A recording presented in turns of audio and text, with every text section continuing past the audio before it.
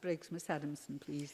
Thank you, Presiding Officer. I rise to speak today with a tale of two cities, where the difference in performance of London's Westminster Government could not be more in contrast with that of our Edinburgh Government.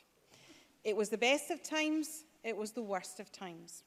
The best of times in Edinburgh, where we see a programme of government that will transform for the better the lives of our citizens, as opposed to the worst of times, where we have a Westminster Government obsessed with dragging Scotland out of Europe, inflicting untold damage to our economy, our social cohesion and to our EU New Scots. Presiding Officer, it was the age of wisdom, it was the age of foolishness. Wisdom comes from an SNP government intention to put climate change emergency at the heart of all it is doing to progress our society on behalf of the people of Scotland.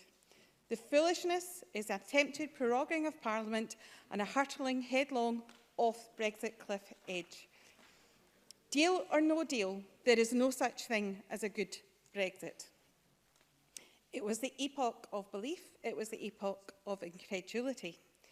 Belief comes from measures to tackle climate change, poverty and reduce inequality. Incredulity comes from months of stagnation at Westminster as it is caught in the headlights of a constitutional crisis.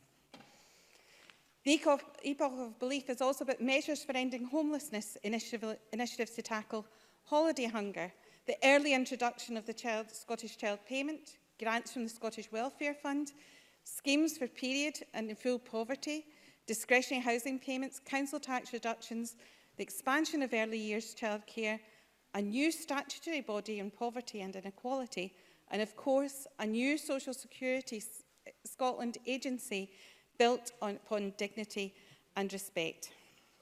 The epoch of incredulity is that while we are working so hard to tackle poverty, we are forced to mitigate the punitive and degrading social security system for Westminster that has given us the bedroom tax and the rape clause. We are facing a climate emergency. We need people and we need skills and we need collaboration. Scotland can be rightly proud of its record on tackling climate change, and we have already exceeded our target of producing 50% of our electricity needs from renewables by 2015. In 2018, 74.6% of gross electricity consumption was from renewable sources.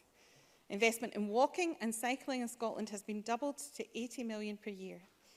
In tandem with continued investment in rail electrification and building upon our comprehensive network of car charging points, this will greatly reduce Scotland's carbon emissions and put us well on our way to phasing out diesel and petrol cars by 2032.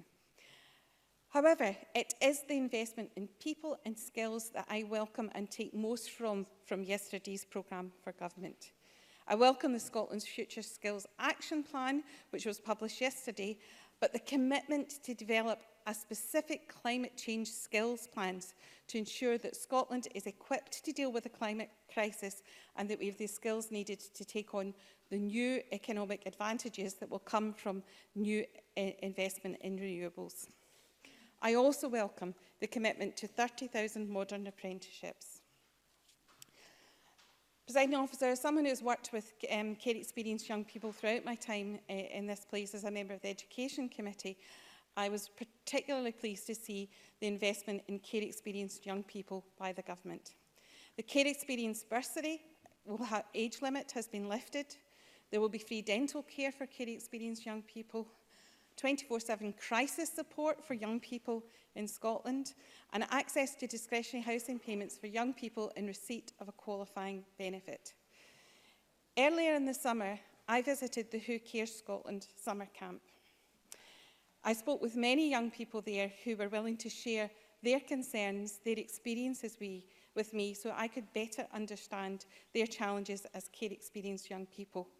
So I know how important the commitment to a statutory presumption in favour of siblings in care being placed together when it is in their best interests will mean to so many young people and so many of their siblings in Scotland. And can I put on my record my thanks to Amy, who shared her poem at that event, which was poignant, heartbreaking, and helped me understand better her challenges and the challenges faced by care experienced young people. So I'm absolutely delighted that that is part of the programme for government. Presiding Officer, it was the season of light, it was the season of darkness.